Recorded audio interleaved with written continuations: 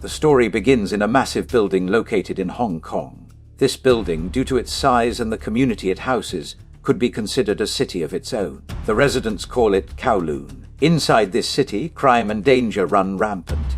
It's filled with exiles from various countries, people driven out for different reasons. The peace is non-existent. It's a haven for illegal traders and assassins. Every day, one gang clashes with another. Among these gangs, the most feared is the Chang group, led by a man known as Jim, nicknamed the King of Killers. Jim and his crew have dominated Kowloon for years. But now, a powerful new group is rising, led by a man called Cyclops. He defeats everyone who stands in his way, growing stronger with each fight. Eventually, Cyclops and the Chang group face off in a brutal war. In this battle, Cyclops does the unthinkable. He kills Jim, the assassin everyone feared. He takes full control of the city. Years later, under Cyclops' rule, violence and soul-crushing brutality begin to decline. In this chaotic nightclub, anything can be found. Pleasure, gambling, danger. The club is owned by a gangster named Mr. Big, a man feared by all. On one fateful night, a gaunt refugee named Chang stepped into the ring against the undefeated champion. The crowd bet everything on the home fighter.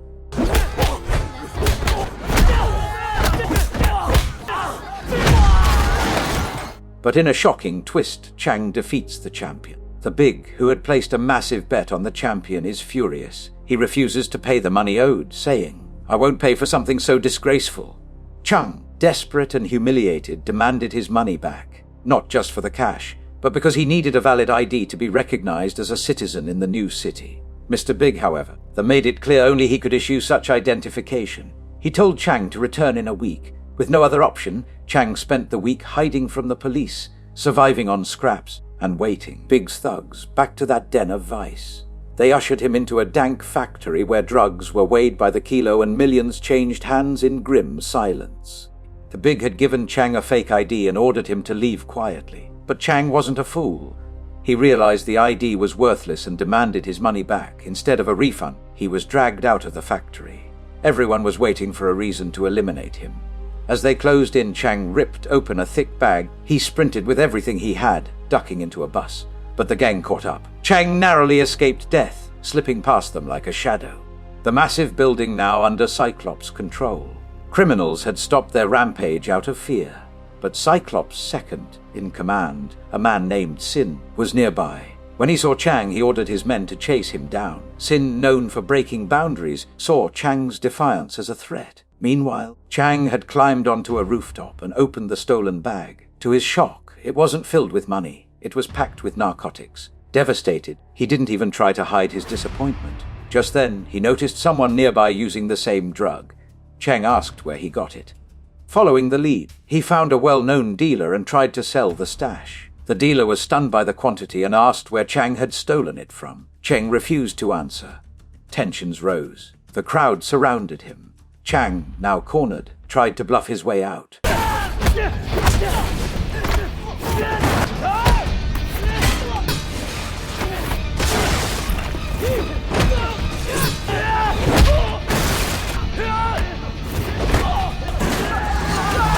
But Sin had already heard the commotion and was on his way. Sin, unaware of Chang's identity, launched a brutal attack.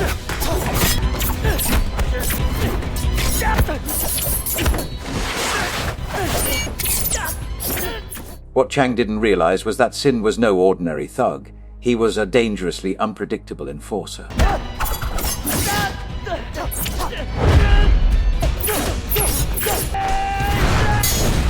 Without mercy, Sin tried to cripple Chang, but the area was heavily guarded by Cyclops' men. Chang had no choice but to confront the man face to face. "I'll explain everything if you let me speak," Chang pleaded. He had no idea the man he just challenged was none other than Cyclops, the king of the city.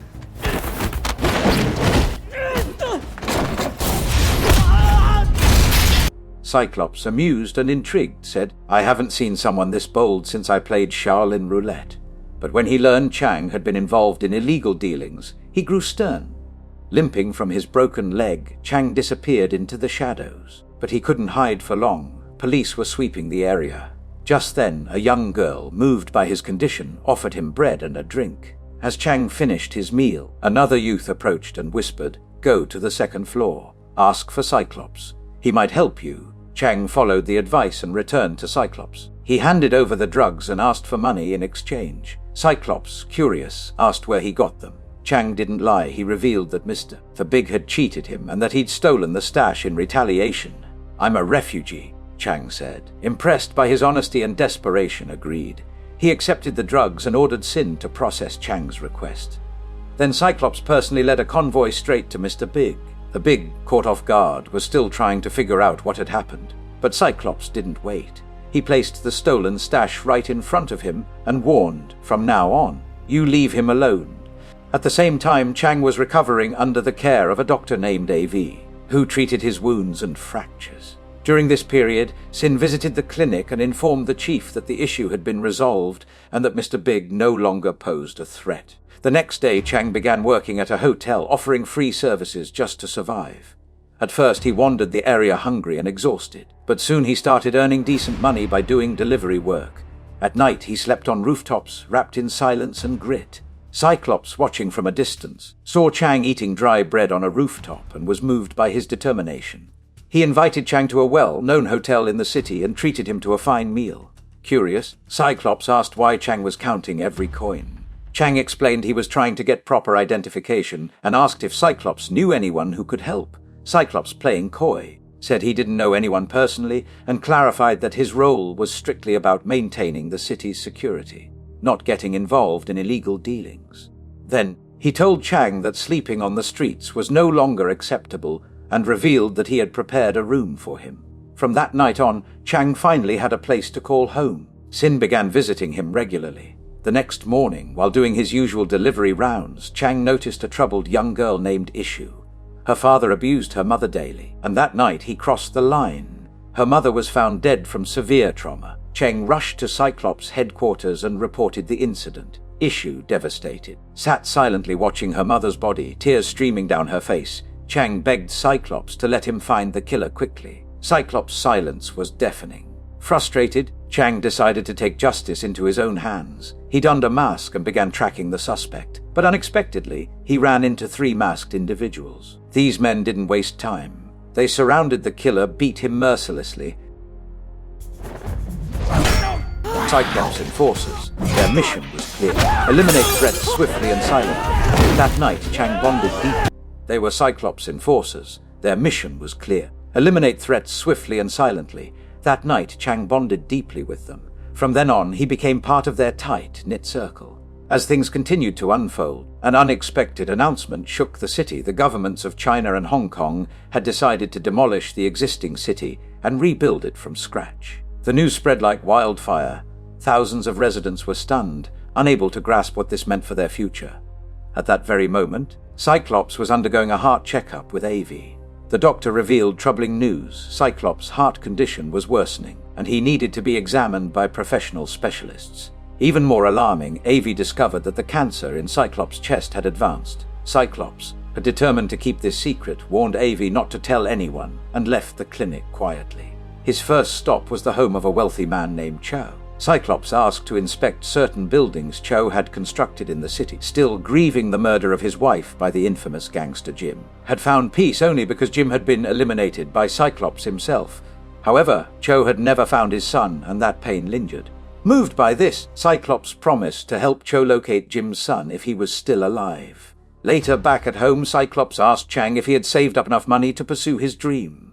But Chang, the deeply loyal to Cyclops, confessed that he had abandoned his plans to leave.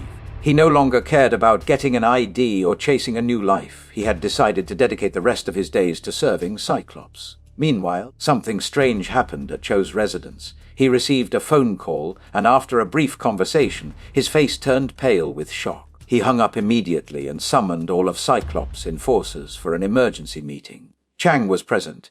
Curious, Chang asked about the history of the place. The enforcers explained in detail this city had once been a lawless wasteland. Lewis Jim was a ruthless assassin who had taken countless lives.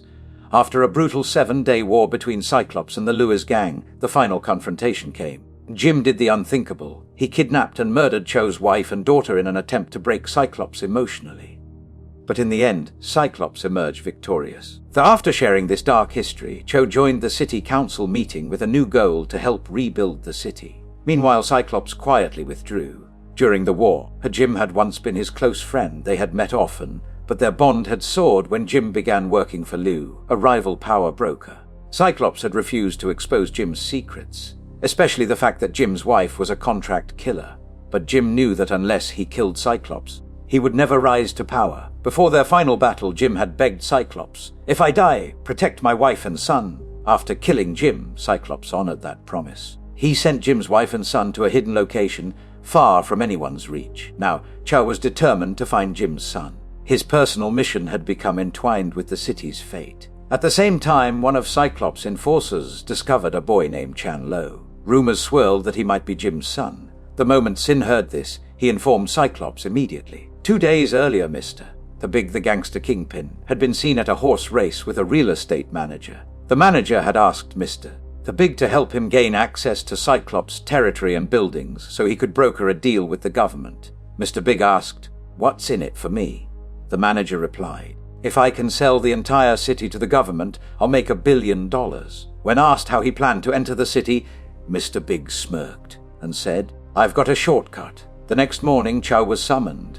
The meeting began with a bold proposal. Let's forget the past and build a new business together. The idea was to partner up, since most of the buildings within Cyclops' territory were owned by Cho. The plan was to leverage their combined assets to generate massive profits, but Cho rejected the offer. "That land belongs to Cyclops. There's no benefit in this for me," he said coldly. As negotiations stalled, Mr. Big played his final card. He revealed a secret Cyclops had kept hidden. After killing Jim, the assassin who murdered Cho's wife and daughter, Cyclops had secretly hidden Jim's wife and son. That son, he claimed, was none other than Chang, now working under Cyclops. Mr. Big explained that when Chang came seeking identification, he had unknowingly confirmed his true family ties. Cyclops had known all of this but never spoken of it.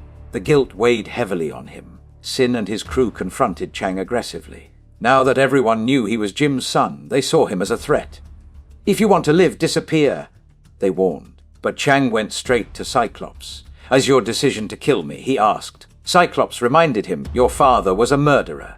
Chang replied, "I don't even know who my father was. But when I had nothing, you gave me everything. I don't want to leave. I want to stay and serve you." His words struck deep. Still, Cyclops didn't change his mind. He ordered his men to escort Chang out. Moments later, Chow, burning with rage, set fire to his own estate. "How could you all let this happen?" He shouted. Cho's enforcers found Chang and beat him mercilessly.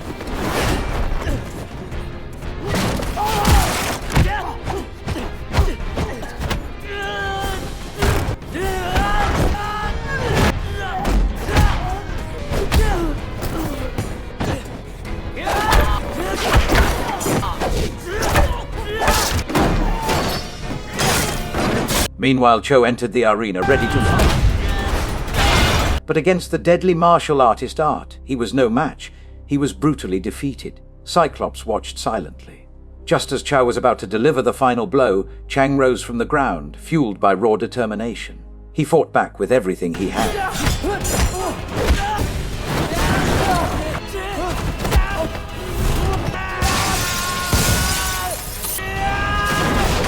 Although he collapsed again, Chow refused to surrender.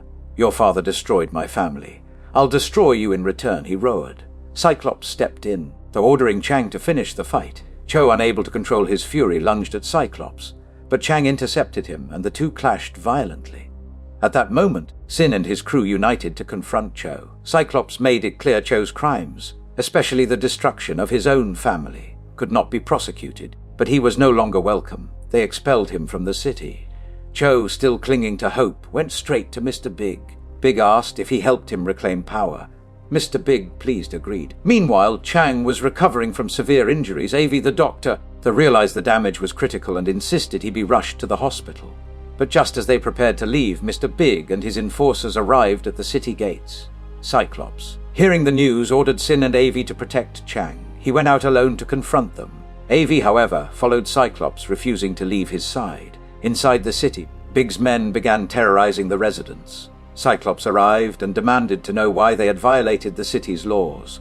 They claimed Chow had granted them permission to enter. Cyclops stormed into the council chamber, only to find Mr. Big waiting. Mr. Big presented documents proving Chow had transferred all his wealth and property to him. He declared that if Chang was handed over, he would allow the city to remain untouched. If not, he would destroy it. At that moment, Avi tried to evacuate Chang but was captured. Cyclops, enraged, confronted Mr. Big in a brutal showdown. Cyclops was seriously wounded. Avi and Sin were also badly injured.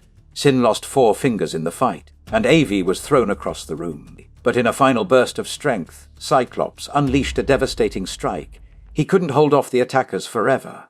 The enemy broke into the secure wing, and Cyclops was repeatedly struck. Sin and Avi were helpless. Cyclops screamed for them to take Chang and escape. They grabbed him and fled the city, racing to the hospital. The next day, Mr. Big stormed into Chow's office. Furious, Chow demanded to know why they had come. Mr. Big's men made it clear as long as Chang was alive, their agreement held no value. They weren't there to negotiate. They declared that all of Chow's property now belonged to them and locked him inside a kennel like a dog. Now, having sold the territory to the government, they fantasized about how wealthy they'd become. But that night, something unexpected happened. Still recovering from his final battle, began bleeding uncontrollably. He couldn't hold on.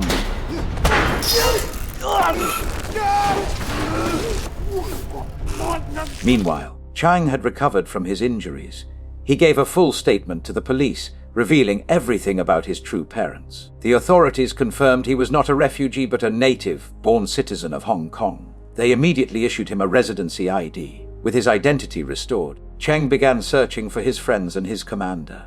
Unable to find them, he returned to Chow's office. Inside, he found Mr. Big's deputy, a notorious gangster. When he asked where his friends were, he was told they had been badly injured and were in hiding. Avi's leg had been shattered. Sin had lost several fingers. Though their bodies were filled with rage, they were too damaged to fight. That night, they sat in silence, playing cards and trying to forget. The next morning, Chang laid his dream of leaving the city on the table and walked away from it.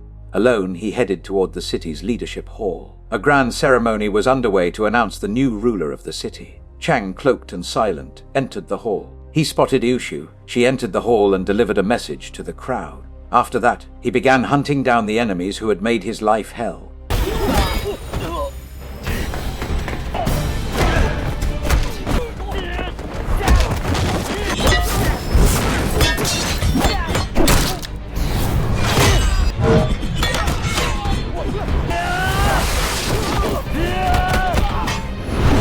He finally reached the last one, only to be ambushed. Just when it seemed all hope was lost, his friends arrived. For no one knew where they'd come from.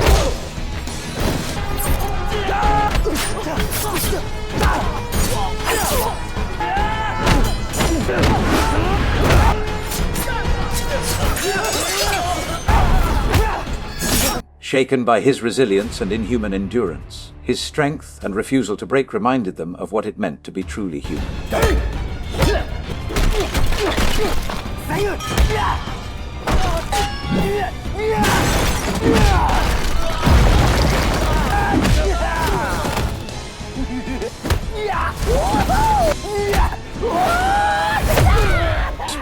He lunged, smashing AV to the ground, swinging like a wounded rhino. They bound King with heavy rope. Together, the 4 friends pounded him, fists raining blows on steel flesh.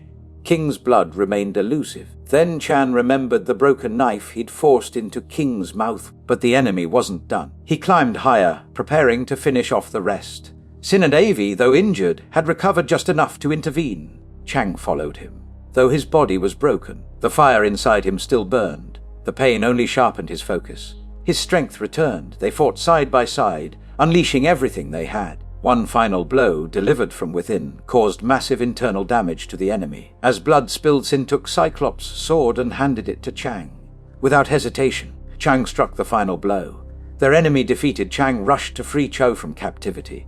And in the final scene of the film, the 4 friends, scarred, weary, but alive, breathed the air of peace for the first time. Kowloon walled city was free of tyrants, and Chan's vengeance, like Cyclone's legacy, would never be forgotten. If you've made it this far without smashing that subscribe button, congrats. You officially have more self-control than I do at a buffet. But seriously, hit subscribe. I waste my life watching movies so you don't have to. It's the least you could do.